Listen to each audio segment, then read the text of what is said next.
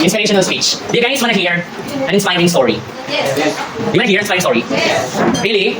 If that's the case, all eyes on me. Yes. All eyes on me. Yes. May kaibigan ako. Bakit muna? May kaibigan ako noong high school. A best friend of mine. Ito kaibigan ko na ito, meron siyang great ambition sa buhay or pangarap. Therefore, after ng high school days namin, that's 4th year high school, hindi pa grade 10 yun 4th year high school. Talagang nag-aral siya sa kolehiyo, sa college. Pero, nakalulungkot, natapos niya lang ay first semester. What do you think is the reason? Financial problem. Kasi nga, mayroon pang tuition fees. So, after first sem, nag-stop siya. Malungkot para sa kanya kasi nga, pangarap niya yung makapag-aral Pangarap niya mabuti yung gusto niya sa buhay. Pero nag-stop siya dahil nga doon sa financial problem. After that, almost 2 years ang nakalipas. Yung mga kabatch niya, parang 3rd year college na. Siya, wala, hindi pa rin nakakapagpatuloy. Ang ginawa niya, nag-aaral siya sa TESDA. Familiar sa TESDA? Yes. Kumuha siya ng kurso na something related sa computer. Usually, ilang buwan bang TESDA? 6 months. Yung isang buwan doon, sa 6 months, yung isang buwan, may on-the-job training. Nag-OJT siya sa office ni Kong Jenny Barzaga. Familiar kay Kong Jenny? Parang that's 2016, I guess. Sa loob ng isang buwan ng OJT, nung natapos yun, gusto pa rin niya mag-pursue sa college. Kaso nga, wala pa rin. Kasi nga yung nanay niya ay isang OFW. Tapos umuwi sa Pilipinas due to some reasons. Dalawa sila nag-aaral Ang problema, since dalawa nag-aaral, wala nang source of income. Parehas nag-stop yung kaibigan ko at yung kapatid niya. Ngayon, ang ginawa niya, after niyang na-OJT niya dun sa office ni Kong Jenny Barzaga, after 2 weeks, parang binigyan sila ng opportunity ni Kong Jenny na mag-work sa office ni Kong Jenny. Diba? After 2 weeks yun OJT. Nag-work siya dun, allowance. May sahod pa rin naman, in a form of allowance. Pero, may malungkot na part siya doon pinagdaan sa buhay. Kasi, anong nangyari? Apply ng CHED scholarship for college. Familiar sa CHED? Yes. Ngayon, isa siya sa naka-assign sa pangungulekta ng requirements. Ang nakalungkot na part niya, sa kanya, siya yung naka-assign sa pagkukolekt ng requirements for scholarship. Pero, bakit hindi niya may apply yung sarili niya para makapag-aral? So, ang ginawa niya, pumunta siya sa department head niya, yung pinaka-boss nila, bago si Mayor Jenny, Kong Jenny. Ang sabi, gusto niya mag-aral, magpatuloy sa kolehiyo. Ang advice sa kanya ng boss niya or department head, pumunta ka sa mga schools sa DASMA. Try mo sa EAC, NCST. Hindi ko sure kung nag-inquire siya sa PCU. Sa De La Salle, mag-inquire siya doon para malaman niya kung magkano tuition. What else? Para malaman niya kung accredited ba yung mga subjects na tinake niya noon. Di ba na-stop na siya? Kung matatanggap ba doon sa mga schools yun. Then, inilatag niya yun kay Mayor Jenny. Kung kay Kong Jenny, ito yung mga nag-inquire siya, ito yung mga nangyari. At napag-desisyon na niya na mag-aral na lang doon sa school na kung saan siya na-stop. Bakit? Para regular student siya. Alam niyo yun? Para tuloy-tuloy lang record. So, sabi sa kanya, ano gusto niyang gawin? Sabi ni Kong Jenny, gusto niya mag-aaral. Ano ginawa ni Kong Jenny that time? Tingin niya. Pinag-aaral siya. Binigyan siya ng scholarship or educational assistance. Aside from that, sabi sa kanya, ano ba ang kailangan mo? Ang sabi nito, may utang pa siya sa school. Ano ginawa kayo ni Kong Jenny? Pinag-aaral ni Kong Jenny yung pagkakautang niya dun sa school, kung saan siya babalik. Aside from that, sinabi pa, ano bang kailangan mo? Alam mo ano request niya? Okay lang po ba na makapag-request ng laptop? Ano kayong ginawa ni Kong Jen? Binigyan ng laptop. Diba?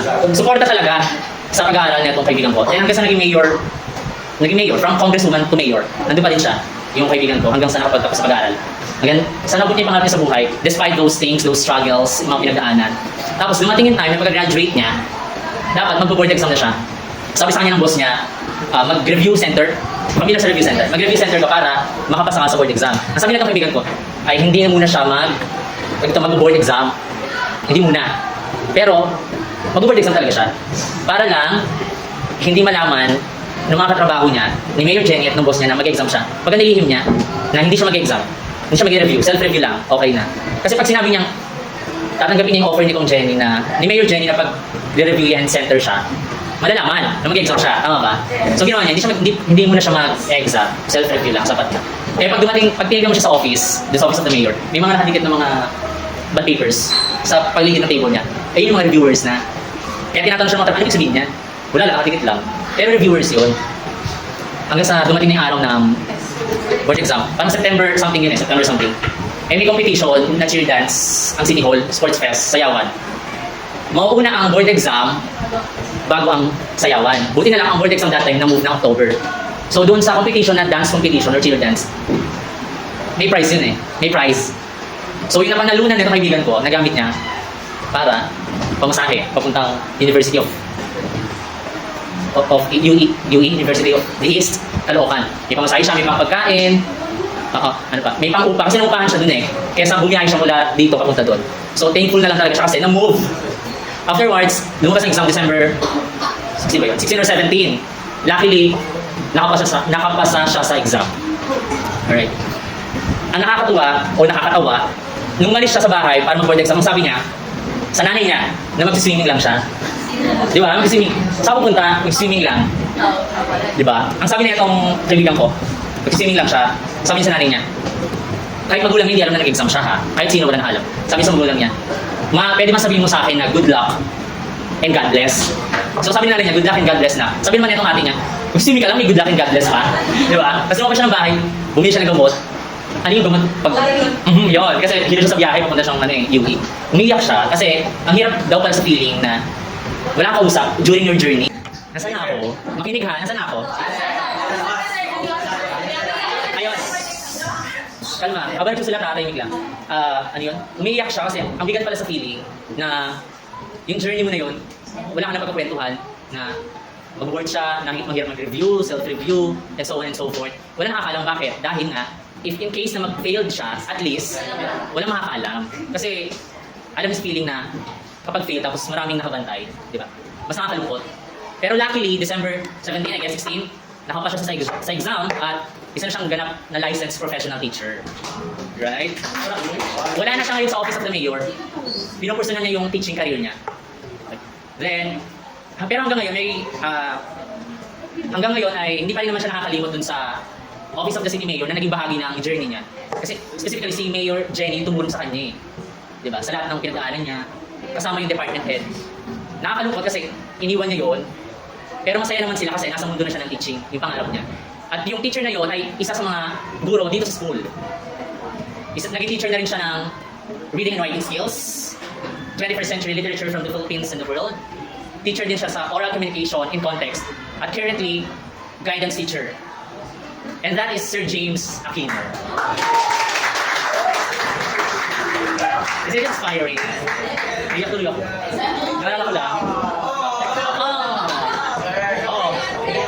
Naiyak ako. Ha? So ganito ha. Maraming mga pagdadaanan sa buhay. Marami. Mahirap. Pero, pwede magpahinga. Pwede magpahinga.